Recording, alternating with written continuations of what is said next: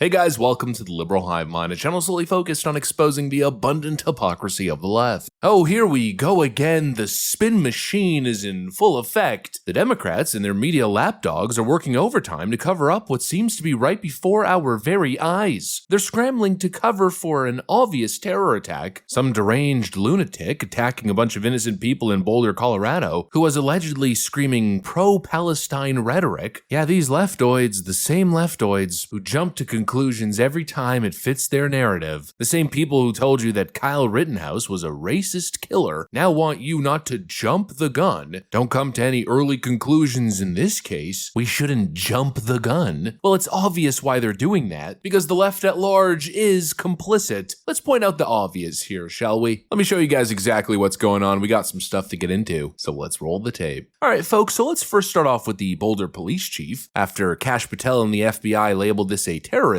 attack, he came out to meet the press's questions, clearly playing a political game, claiming, well, he was unsure if this was an act of terror. FBI is already calling it a targeted terror attack. Would you also refer to it as a terror attack? So I've been in contact with our local FBI multiple times. We are in contact with them here. We're not calling it a terror attack at this point. Again, it's way too early to speculate motive. I know there's a lot out there on social media, but I ask people just to give us a little bit of patience while we work through a really complex scene. A lot of witnesses were here. We've taken them to another location to debrief them and interview them. As we do that, I think the picture will become more clear. But it would be irresponsible for me to speculate on motive this early on. We're only a couple hours into this thing.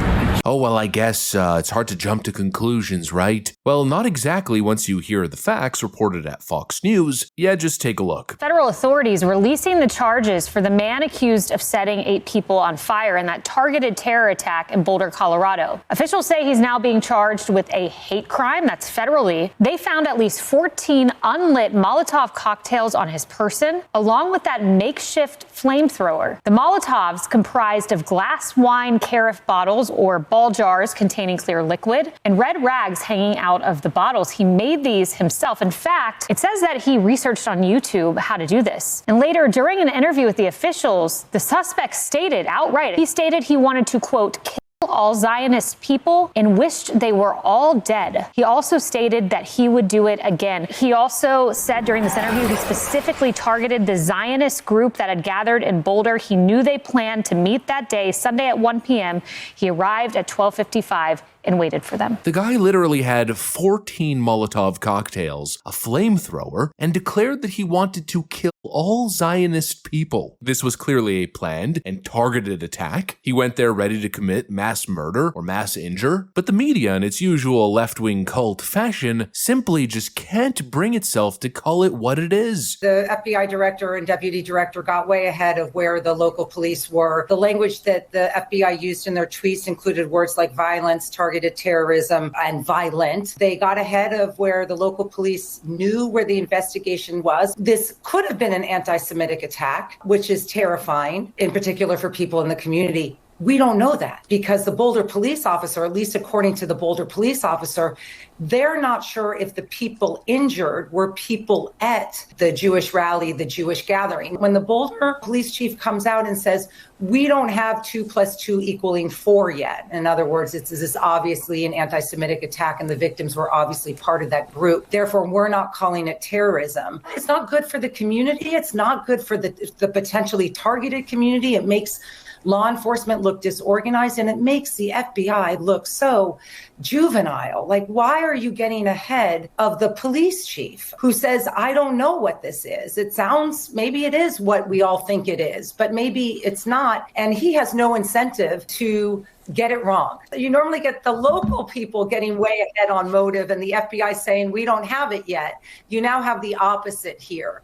And until we know that the victims were members of that of the Jewish event, we don't have the nexus. And I will believe the Denver police chief that they do not have that nexus now.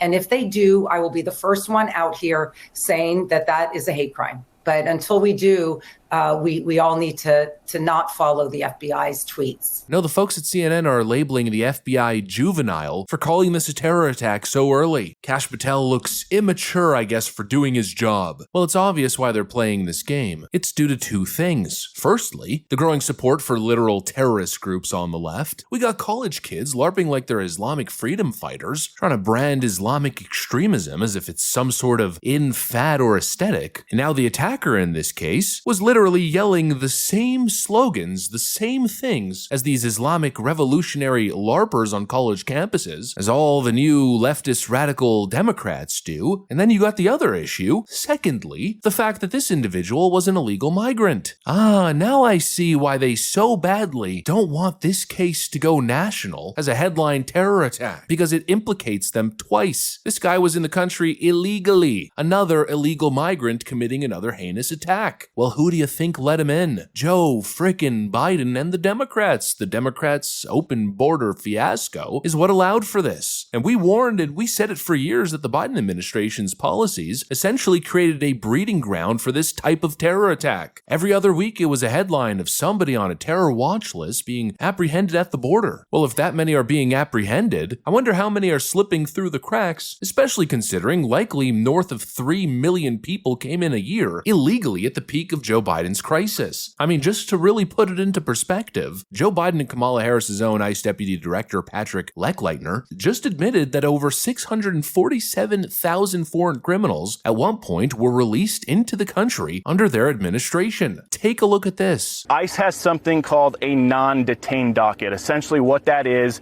it means migrants who were encountered by DHS but are no longer in federal custody. So who's on this non-detained docket?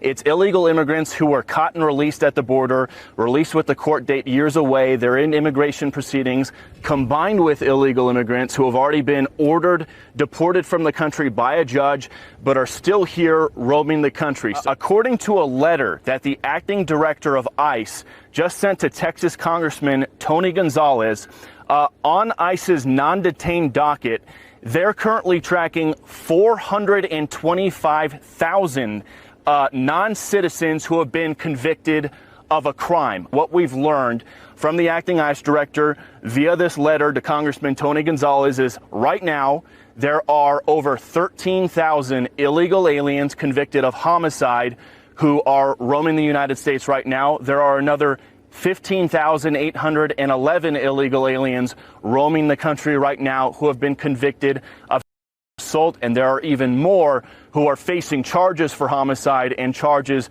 for assault. So this just goes to show, guys, the non-detained docket has exploded under the Biden administration to over, I believe it's 7.3 million. They're anticipating it could hit 8 million by the end of the year. But looking at the numbers on this letter right here, there are currently over 600,000 non-citizens on this non-detained docket who are roaming the country right now. I mean, it's absolute insanity, and it's the direct result of Democrat policy. Open borders, catch and release, sanctuary cities. They own this. But now they want to pretend like calling it an act of terror is premature. Give me a frickin' break. Look at the receipts, they're pretty damn clear, and it's obvious what the left-wing angle is here. A political one. Oh, they're so eager when the act of violence is beneficial for their narrative. Even when it's not true, they love jumping in and saying, this was a right-wing attack, right-wing violence. I mean, they're desperate for it because for the most part, well, it doesn't happen so often. But the moment it's connected to them and their policies and their rhetoric and their culture, all of a sudden they want you to slow down. Oh, let's take a breather, shall we? Yeah, let's not. Let's keep the pedal on the frickin' metal. The left has created a culture of chaos, and that needs to be highlighted every single day. And it's a multifaceted issue. It's not just the fact that they've opened the borders and allowed criminals into your cities and your neighborhoods, allowed unwell and unstable people the ability to enter the country unaccounted for, to plot their acts of terror. It's not just that. It's also their insane rhetoric that's radicalized the base. This constant inflammatory, extreme rhetoric, this constant call to action for their supporters supporters to hit the streets and engage in mob behavior. Antifa, BLM riots, the attacks on churches and pregnancy centers, the recent attacks on Elon Musk, and then all the politically motivated mass shootings and targeted assassinations or assassination attempts, from the attempts on Donald Trump to the Luigi Mangione situation to the 2020 Portland shooting from Mr. 100%